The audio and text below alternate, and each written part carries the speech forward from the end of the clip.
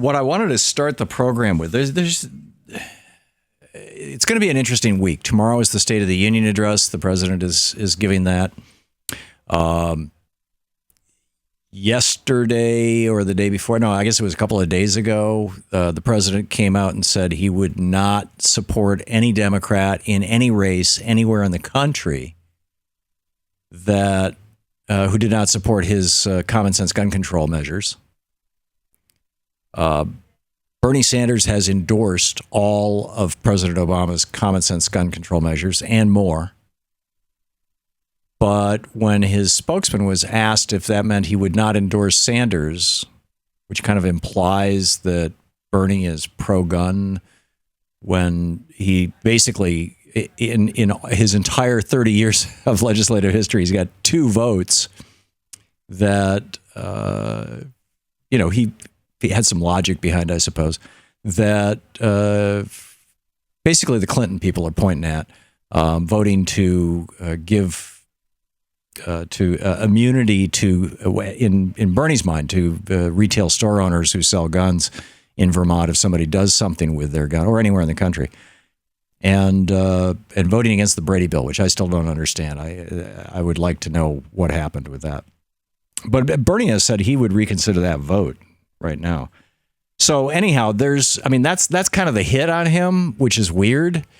But the reason I mention that is because having the spokesman for the president not come out and say, yes, I will support whoever the Democratic Party nominates is pretty startling. But it got really weird this morning.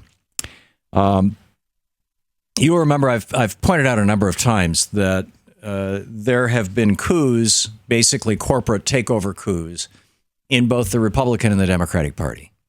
The one in the Republican Party happened in a big way in 1980 with the election of Ronald Reagan. And, up until that point, the Republican Party had been, the party of Main Street and all that sort of thing, but they hadn't been blatantly the party of the rich and powerful, period, full stop. And Reagan changed that, and he changed the Republican Party.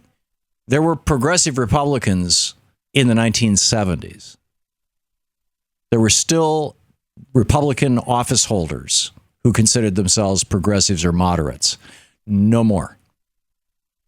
So there was this coup inside the Republican Party.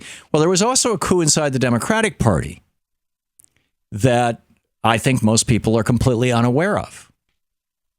And that happened in the late 80s, in 87. Al Fromm wrote a book about it. In fact, got it around here somewhere. It's called The New Democrats. There it is over there. Can't quite reach it. Anyhow, The New Democrats. And he talks in that book about how he went down to Arkansas to meet with Governor Bill Clinton and said, join me on this thing and I'll make you president. And it was basically, the DLC, the third way now. The DLC finally closed a couple of years ago and moved all of their papers to the Clinton Library and the Clinton Foundation, or I guess the Clinton Library, and has been replaced by the Third Way, and the old Democratic Leadership Council is kind of gone. But it's the same thing. It's the same group of, it's the Larry Summers contingent, the Robert Rubin contingent, the Bill Clinton contingent.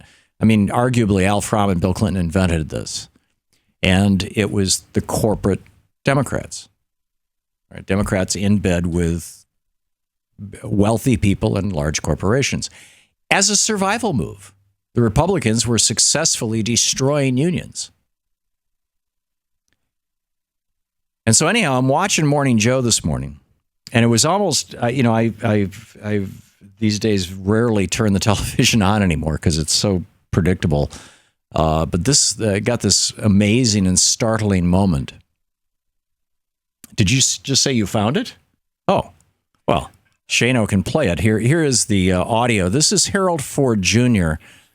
and Joe Scarborough, but it's when Mika gets in on it as they go into the break that it gets real interesting. So follow it right up until it hits the break. Here we go.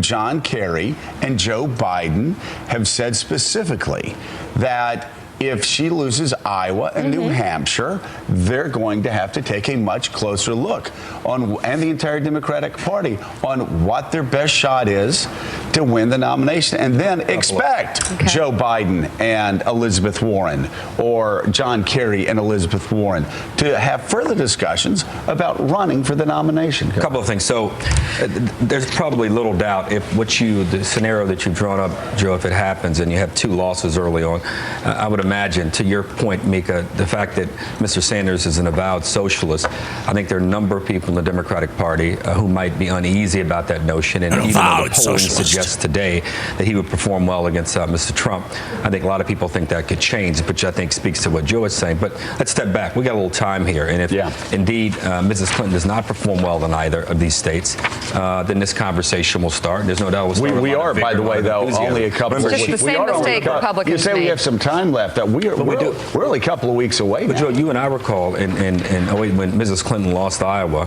to Senator Obama, the thinking then was that Senator Obama would be impossible to stop. She went on to win New Hampshire and obviously performed well throughout, lost the nomination, performed well throughout. So I think we wait the time. But I don't disagree. If she loses both, that's all we're saying. That conversation Well, we've starts underestimated with a lot Bernie of enthusiasm. Sanders, and I just feel like the Trump mistake has been made on this side 10 times I mean, what worse. would 10 times cleave worse. off the Democrats from the movement happening in America? Why would the Democrats be immune from the disgust with Washington? They've run Washington for 8 years. That's Nicole so Wallace. the notion that the same dynamic wouldn't color I'm just the waiting outcome for this of the moment Democratic here contest where has Mika always puzzled me. speaks. This always happens. I mean, again, you have this energy on both sides every 4 years. I mean, Dean was hot for even Senator Obama, who was, don't get me wrong, I don't compare him and Sanders, but the movement. See, Harold Ford Jr. is trying to minimize You should Bernie. compare them. Except for Bernie Sanders has a lifelong Bernie's career of raising more money experience. than President Obama raised from small Washington. donors. But Senator Obama was not an avowed socialist, is my only point. I mean, but again, the movement was the same, and the energy level was inspiring. 4 times.